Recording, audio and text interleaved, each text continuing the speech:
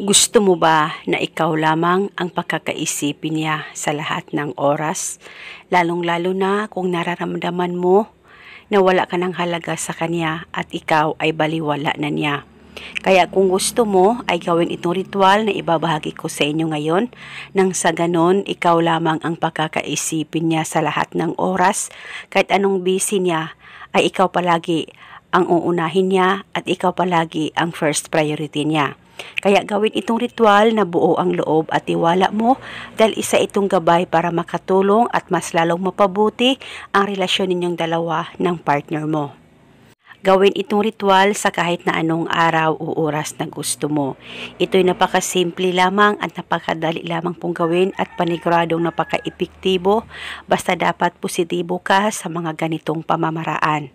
Ang gagawin mo lamang, kumuha ka ng isang basong malinis na tubig, hawakan ito, ilapit sa baba mo, hawakan ang baso sa dalawang kamay mo, mag-focus at mag-concentrate ka, pakaisipin mo ng mabuti ang target at ibulong mo ang mga salitang ito.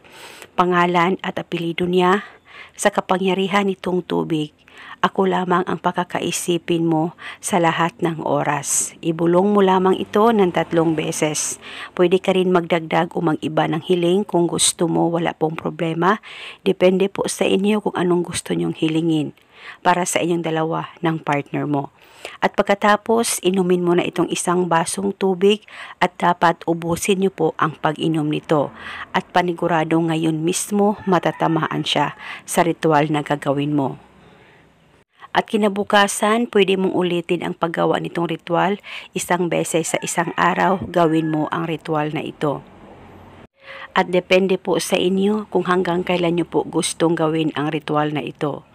At ito muna sa ngayon, sakaling kayo ay may katanungan, mag-comment lang po kayo sa baba. Thank you and God bless us all.